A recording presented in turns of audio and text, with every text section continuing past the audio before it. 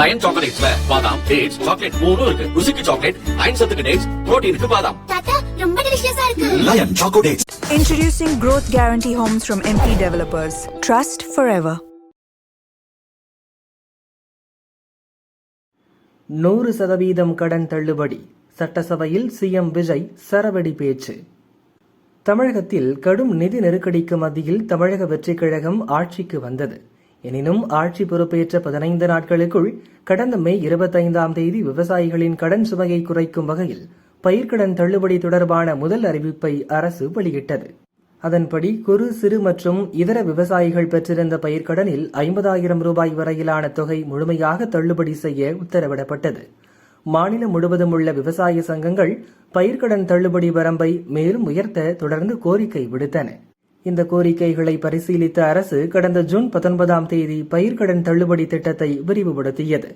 75,000 ரூபாய் வரை பெற்ற பயிர்க்கடன் முழுமையாக தள்ளுபடி செய்யப்பட்டது. 75,000த்திற்கு மேல் கடன் பெற்றவர்களுக்கு 35,000 ரூபாய் வரை தள்ளுபடி வழங்கப்பட்டது.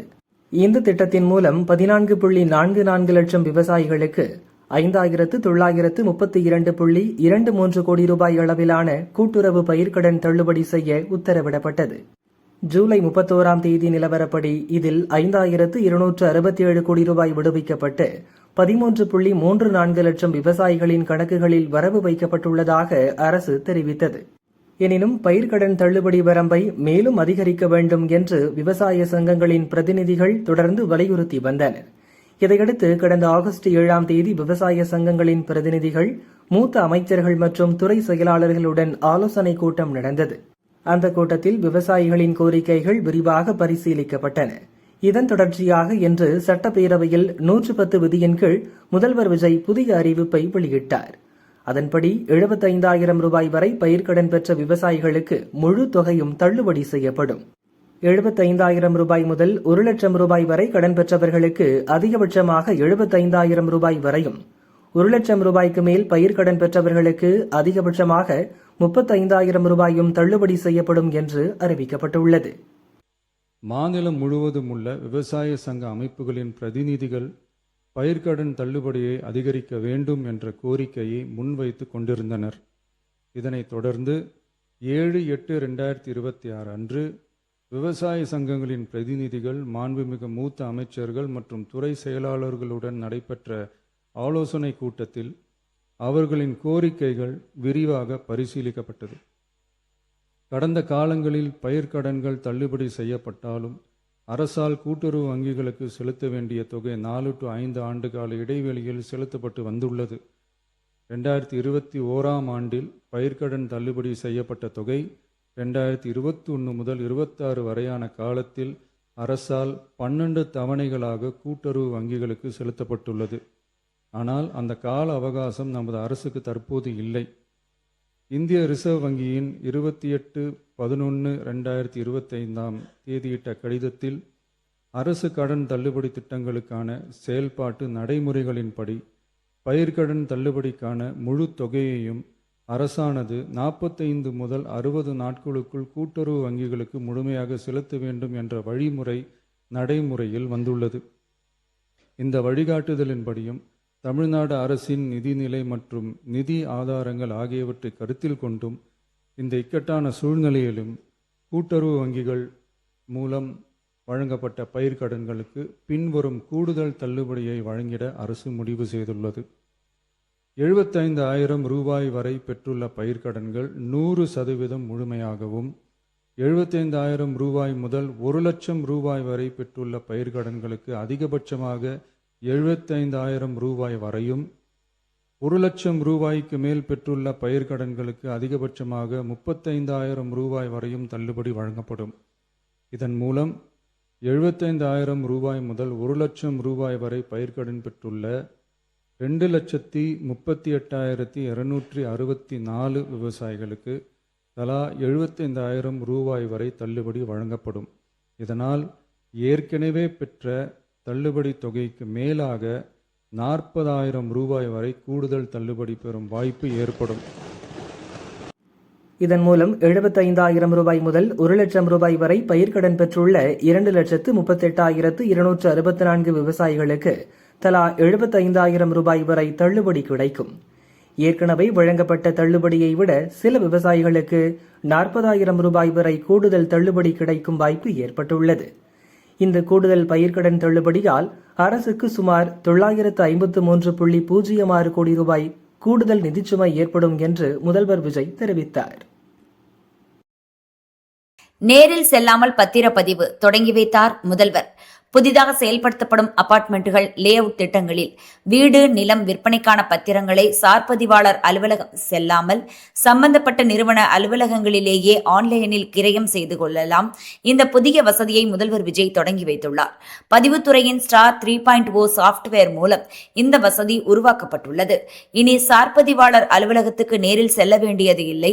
இதற்காக கட்டுமான நிறுவனங்கள் தங்கள் அலுவலகங்களில் கம்ப்யூட்டர், வெப் கேமரா, கருவிழி பதிவு கருவிகள் மற்றும் இன்டர்நெட் வசதிகள் ஏற்படுத்திக் கொள்ள வேண்டும் என அரசு ஏற்கனவே அறிவுறுத்தியிருந்தது. முதல்வர் விஜய் வந்தால் உதயநிதி எழுந்து நிற்கணும். அமைச்சர் ரமேஷ் அதிரடி, நேரு OPS ஆவேசம். 8 கோடி மக்களின் பிரதிநிதியாக இருக்கக்கூடிய மாண்புமிகு முதலமைச்சர் அவர்கள் அவைக்குள்ளே வரும் பொழுது அமர்ந்திருக்கக்கூடிய எதிர்கட்சி தலைவருக்கு அந்த கண்ணியத்தை சொல்லிக் கொடுத்து 8 கோடி மக்களின் முதலமைச்சருக்கு அந்த மரியாதையை தர வேண்டும் என்ற கண்ணியத்தை சொல்லித்தர வேண்டும் என்பதை பேரவைத் தலைவர் வாயிலாக தெரிவித்துக் கொள்கிறேன். தமிழக சட்டசபையில் முதல்வர் விஜய் வரும்போது அனைவருக்கும் வணக்கம் தெரிவிப்பது வழக்கம். அப்போது எதிர்க்கட்சித் தலைவர் உதயநிதி அவரை நேருக்கு நேர் முகம் கொடுத்து பார்ப்பதில்லை, வணக்கமும் தெரிவிப்பதில்லை. இது பற்றி அமைச்சர் ரமேஷ் சட்டசபையில் குறிப்பிட்டார். சிறிது நேரத்திற்கு முன்பாக பேசிய முன்னாள் முதல்வர், அவையின் மூத்தவர் அண்ணன் OPS அவர்கள் சட்டமன்றத்தின் கண்ணியம் குறித்து நமக்கெல்லாம் சொல்லிக் கொடுத்திருந்தார். உண்மையில் சம்மதம் இல்லைங்க, முடிச்சிடுறேன் சொல்லிடுறேன். அதையெல்லாம் முதல் முறையாக சட்டமன்றத்திற்கு உறுப்பினராக வந்திருக்கக்கூடிய நாங்கள் கற்றுக்கொள்ள தயாராக இருக்கிறோம். அதில் எங்களுக்கு எந்த விதமான ஆட்சேபனையும் கிடையாது. அதே சமயத்தில் அண்ணா சொன்ன கடமை, கண்ணியம், கட்டுப்பாடு என்பதையே தன்னுடைய மூச்சாக வைத்திருக்கக்கூடிய மாண்புமிகு முதல்வர் அவர்களும் அதற்கான கருத்தை இப்போது தெரிவித்து விட்டார். அண்ணன் அவர்களுக்கு சட்டமன்றத்தின் முதல் முறை உறுப்பினராக இருக்கக்கூடிய நான் ஒரு சிறிய வேண்டுகோளையும் வைத்துக் கொள்றேன். இந்த நேரத்தில் எப்படி கண்ணியம் குறித்து அண்ணன் எங்களுக்கு எல்லாருக்கும் சொன்னாரோ அதே போல தங்கள் கட்சியினுடைய மாண்புமிகு எதிர்க்கட்சி தலைவருக்கும் சிறிதளவு அதை நீங்கள் சொல்லிக் கொடுக்க வேண்டும் அப்படின்னு நான் கேட்கிறேன். உறுப்பினர் ஏன் அப்படின்னா என்ன ஏன் சொல்றேன்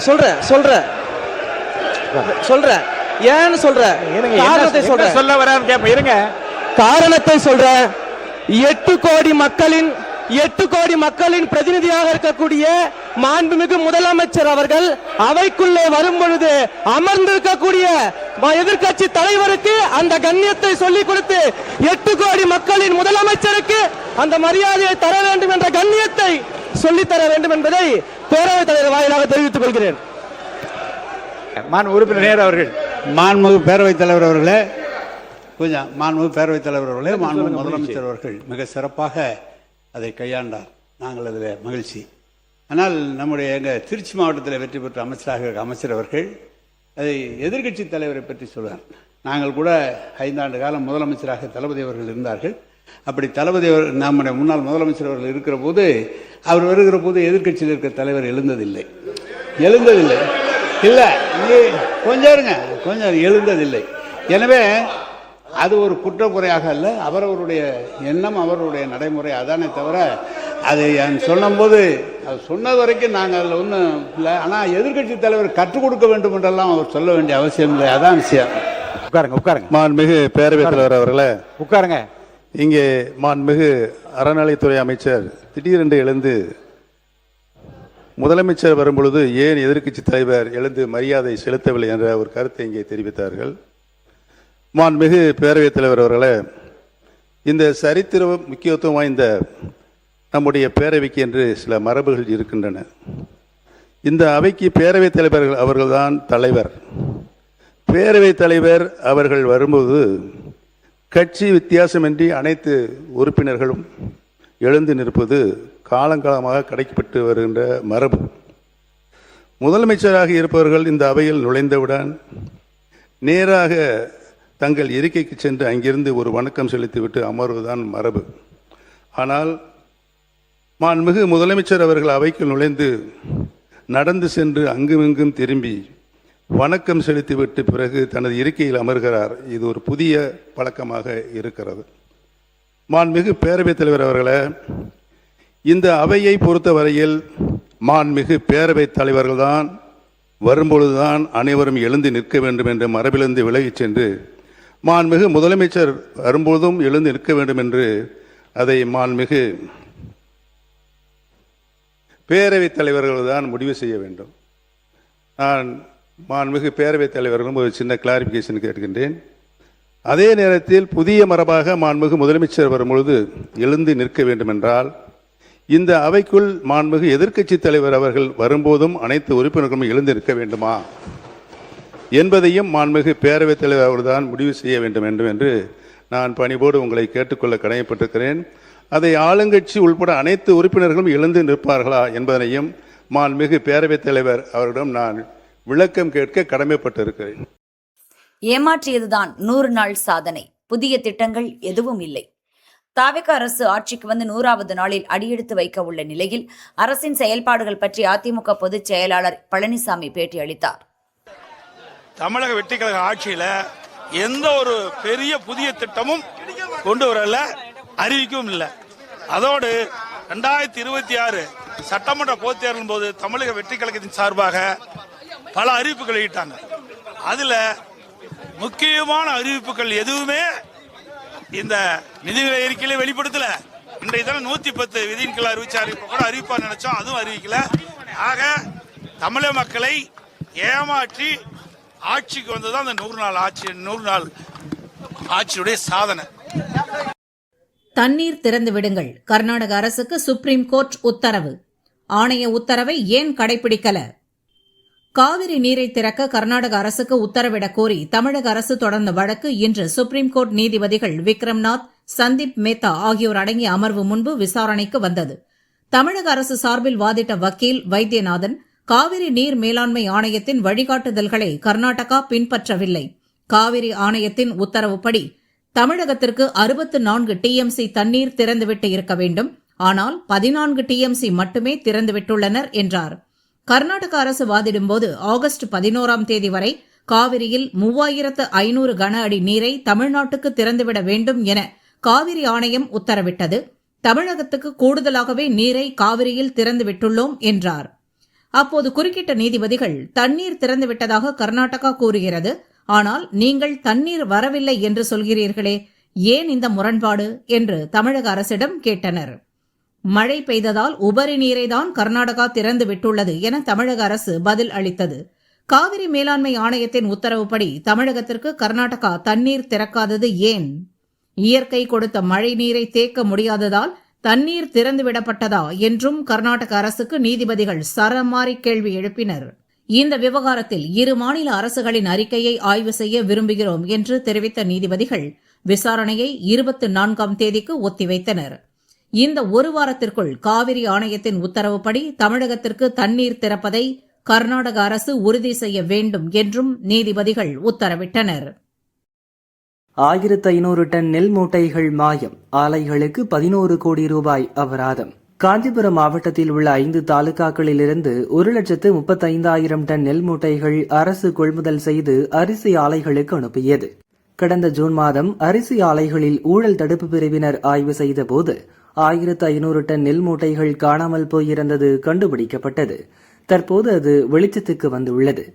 இதில் வெள்ளைக்கேட் பகுதியில் இயங்கும் அரிசி ஆலையில் மட்டும் 1250 டன் நெல் மூட்டைகள் மாயமாகி இருந்தன. மொத்தம் 4 ஆலைகளில் ஊழல் நடந்துள்ளது. இதன் மூலம் அரசுக்கு சுமார் 3,75 லட்சம் ரூபாய் இழப்பு ஏற்பட்டுள்ளதாக கூறப்படுகிறது. இதனை கண்காணிக்க தவறிய காஞ்சிபுரம் மண்டல மேலாளர் அருள் வனிதா, தர கட்டுப்பாட்டு உதவி மேலாளர் ஜெயவேல் ஆகியோர் தற்போது சஸ்பெண்ட் செய்யப்பட்டுள்ளனர். ஊழல் செய்த 4 அரிசி ஆலைகளுக்கு கிட்டத்தட்ட 11 கோடி ரூபாய் அபராதம் விதிக்கப்பட்டுள்ளது. கோயில் திருவிழாவில் சினிமா பாடல் கேட்டு தகராறு, நள்ளிரவில் இருவர் கதை முடிப்பு. காஞ்சிபுரம் படுநெல்லி கிராமத்தில் உள்ள பொன்னியம்மன் கோயிலில் நேற்று ஆடி திருவிழா நடந்தது. இரவு நேரத்தில் சிலர் போதையில் வந்து ரேடியோவில் சினிமா பாடல் போட சண்டை போட்டுள்ளனர். பாதுகாப்பு பணியில் இருந்த போலீசார் இருதரப்பையும் விலக்கி அனுப்பி வைத்தனர். அங்கிருந்து கிளம்பிய கும்பல் நள்ளிரவில் அதே பகுதியைச் சேர்ந்த சந்திரசேகர், நீலகண்டனை ஒதுக்குப்புறமாக அழைத்துச் சென்றுள்ளனர். இவர்கள் திருவிழாவை எடுத்து நடத்தியவர்கள். இருவருக்கும் வயது 26. அவர்களிடம் தகராறில் ஈடுபட்ட கும்பல் முன்பகையை காரணமாக வைத்து அரிவாளால் சரமாரியாக வெட்டிவிட்டு தப்பியோடியதாக கூறப்படுகிறது. 2 பேருமே ரத்த வெள்ளத்தில் அங்கேயே இறந்துள்ளனர். பொன்னேரிக்கரை போலீசார் உடலை கைப்பற்ற வந்தபோது உறவினர்கள் தடுத்து சாலை மறியலில் இறங்கினர். நீண்ட நேர பேச்சுக்கு பின் போலீசார் 2 உடல்களையும் செங்கல்பட்டு அரசு மருத்துவமனைக்கு அனுப்பி வைத்தனர். 3 தனிப்படை அமைத்து தப்பி ஓடிய கும்பலை தேடி வருகின்றனர். முதல்கட்ட தகவலின்படி கொலை செய்தது அதே பகுதியைச் சேர்ந்த 3 சிறார்கள் என்பது தெரியவந்துள்ளது.